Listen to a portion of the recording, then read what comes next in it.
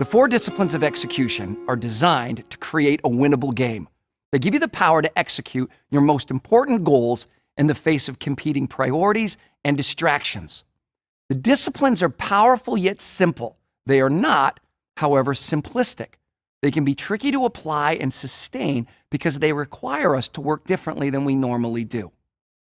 Discipline 1 is focus on the wildly important. It requires you to focus on less in order to accomplish more. You start by selecting one wildly important goal, or WIG, instead of trying to work on a dozen goals all at once. We're not suggesting you ignore the work necessary to maintain your operation. We are suggesting you narrow your focus to work on what you want to significantly improve. Most intelligent, ambitious people don't want to do less, especially if it means saying no to good ideas. They're wired to do more, but there are always more good ideas than there is capacity to execute. When you choose a wildly important goal, you identify the most important objective that won't be achieved unless it gets special attention. In other words, your normal course of business won't make it happen. To define a WIG, identify where you are now, where you want to be, and by when. Said differently, you define a starting line, a finish line, and a deadline. Psychologically, it's very important to have a single measure of success. This is the discipline of focus, and it's the first step to creating a winnable game. Discipline 2 is act on the lead measures. No matter what you're trying to achieve, your success will be based on 2 kinds of measures, lag and lead.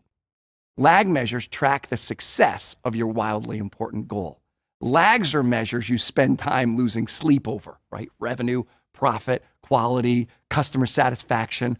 They're called lags because by the time you see them, the performance that drove them has already passed. You can't do anything to fix them. They're history. In contrast, lead measures track the critical activities that drive or lead to the lag measure. They predict the success of the lag measure and are influenced directly by the team. A common example of a lag measure is weight loss. Which activities or lead measures will lead to weight loss, right? Diet and exercise. Proper diet and exercise predict the success of weight loss, and they're activities we can directly influence. Right? Now, simple enough, but be careful. Even the smartest people fall into the trap of fixating on a lag measure they can't directly influence. This is because lags are easier to measure and they represent the result we ultimately want. Think of a lead measure as a lever that moves your wildly important goal. Discipline 3 is keeping a compelling scoreboard. People play differently when they are keeping score. If you doubt this, watch a group of teenagers playing basketball. See how the game changes the minute scorekeeping begins. It's not a subtle change. The lag and lead measures won't have much meaning to the team unless they can see the progress in real time. Bowling through a curtain is not that much fun. Discipline 3 is the discipline of engagement. People perform best when they are emotionally engaged, and the highest level of engagement comes when people know the score, whether they are winning or losing the game. It's that simple. The best scoreboard is designed for and often by the players. A player's scoreboard is quite different from the complex scoreboard coaches love to make. If players know the score, if they can influence the lead measure, and if the lead measure moves the lag measures, you know you have a winnable game. Disciplines 1, 2, and 3 are nothing more than a formula for creating a winnable game. Discipline 4 is how we play that game. Discipline 4 is create a cadence of accountability. The cadence of accountability is a rhythm of regular and frequent team meetings that focus on the wildly important goal.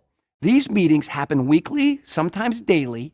Ideally, they last no more than 20 minutes. In that brief time, team members hold each other accountable for commitments made to move the score.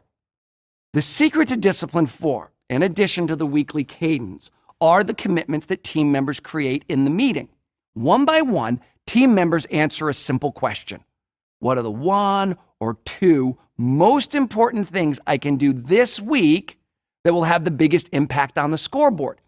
In the meeting, each team member reports first if they met last week's commitments, second, if the commitments move the lead and lag measure on the scoreboard, and finally, which commitments they will make for the upcoming week. People are more likely to commit to their own ideas than to orders from above.